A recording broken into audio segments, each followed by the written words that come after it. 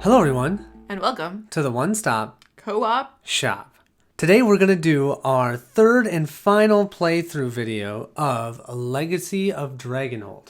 We're going to show you a little bit of what the town is and what the types of things you'll see there, but we don't want to spoil too much unless I get a huge amount of feedback that you guys really want to see more, but I think after this will be our last one. Let me know what you guys think in the comments below. For the village encounters, you'll want to make sure to print out or scan the back of the village book and get this tracking sheet. So you can see there's day 1, day 2, day 3, all the way I think to day 7. And so you'll have all of those there and you'll be tracking off that to track out time.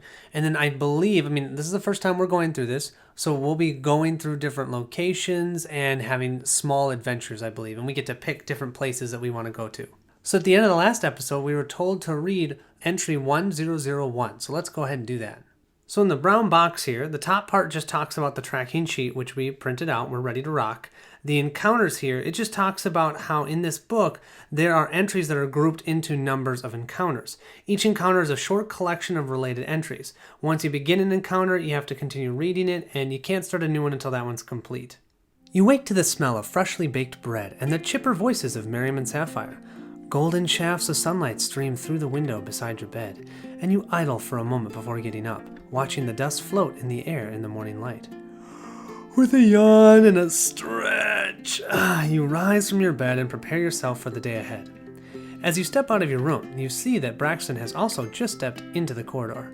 She gives you a polite smile and nods. Morning. You're just about to respond when Miriam comes around the corner from the direction of the common room. Good, you're awake.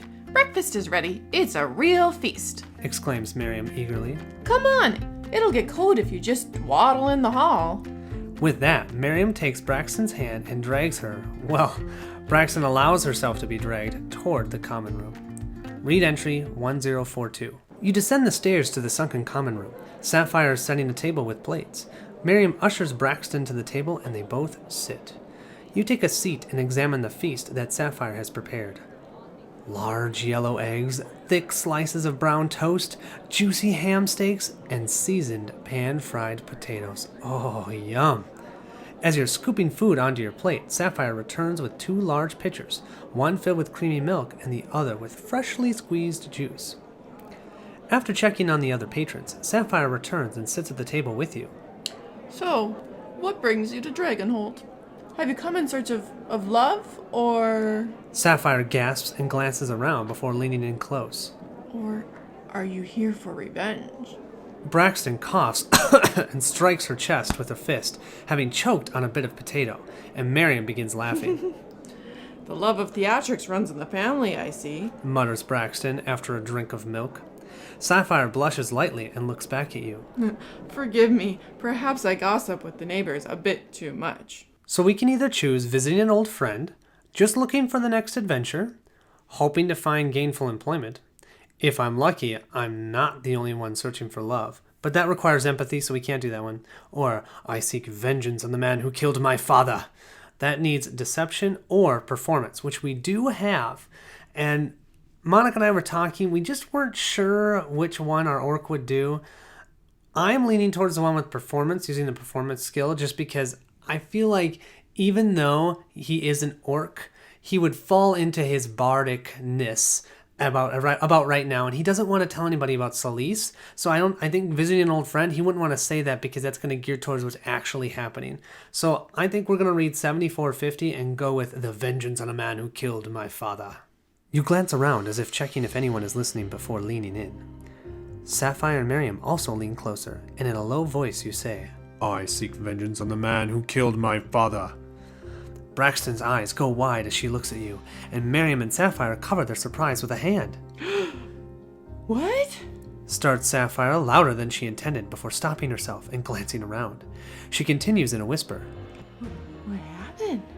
What do you plan to do?